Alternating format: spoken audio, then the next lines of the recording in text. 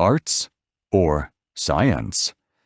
Intelligent young people want to go to university, and it is logical for a country to provide university places for them to ensure that there will be well-trained men and women to run the government and industry in the future. So, in the 1960s, the government set up a number of new universities in Britain in order to give everyone with sufficient ability the opportunity to study. But now, something has gone wrong. A lot of young people want to go to university to study art subjects, but many places for scientists are not taken up. The new universities concentrated on science because it seemed practical. They developed new courses because they didn't want to imitate traditional universities. In other words, they didn't want to be like traditional universities. Why have their calculations proved wrong?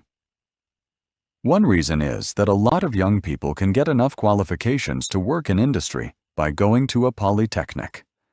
They think university courses are too long and too theoretical, but this does not explain why the majority of students still prefer art subjects to science subjects.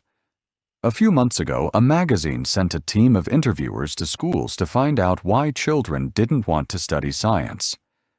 Their answers provided this surprising picture of a typical scientist. He is rather dull. He spends all day in a laboratory wearing a white coat. He doesn't talk about anything but science. He doesn't play games well, and he isn't attractive to girls. In contrast, the arts graduate is seen as a much more lively person. He has a good sense of humor, and he is interested in sports and pop music. He has a lot of girlfriends and always has a good time. Logically, the children wanted to study arts to avoid becoming dull, unattractive scientists.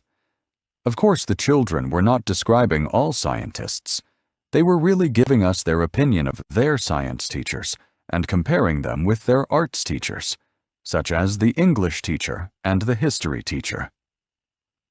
But why do science teachers seem less attractive to them than arts teachers? The answer to this question probably explains why so many science places at the new universities are empty. Our conclusion is that society offers good scientists well-paid jobs and the opportunity to use their studies in research laboratories or in industry, and so they can lead rewarding and interesting lives.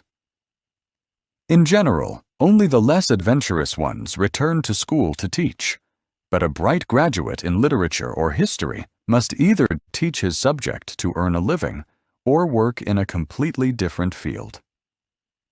So, arts teachers are likely to be more interesting, attractive people than science teachers, and to care more about their subject, and their students try to be like them and follow in their footsteps,